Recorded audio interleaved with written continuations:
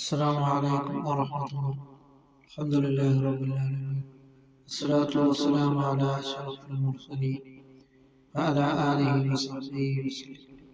سيدنا رسول الكريم صلى الله عليه وسلم തങ്ങൾ പറയുകയും, ഇഖ്റഉൽ ഖുർആൻ, നിങ്ങൾ ഖുർആനിനെ ഓതുവിൻ.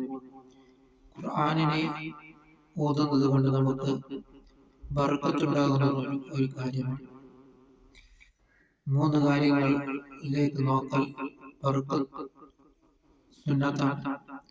ഒന്ന്, ഖുർആനിനെ നോക്കൽ സുന്നത്തായ ഒരു കാര്യമാണ്.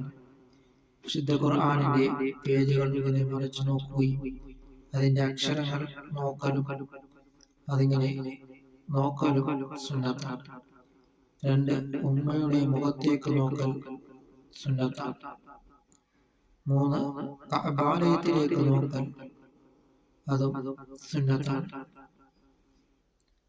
അങ്ങനെ ഖുർആനിനെ നാം ധാരാളമായിട്ട് ഓതുക. സയ്യിദുനാ റസൂൽ കരീം സല്ലല്ലാഹു അലൈഹി വസല്ലം തങ്ങളുടെ പേരിൽ ഇറക്കപ്പെട്ട ഖുർആനുൽ കരീം, ഖുർആനിനെ നാം ധാരാളമായി പാരായണം ചെയ്യുവാനും നാം ശ്രമിക്കുക.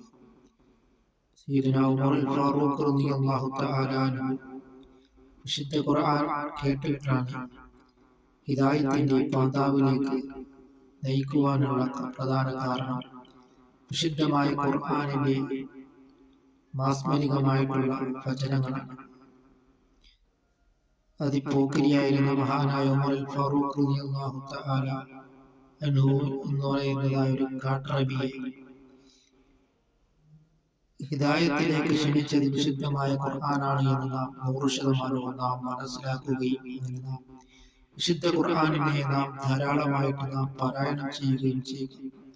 അല്ലാഹു തആല നമ്മുടെ എല്ലാ സൽക്കർമ്മങ്ങളും അല്ലാഹു തആല കബൂലാക്കുകയും ചെയ്യുമാറാകട്ടെ.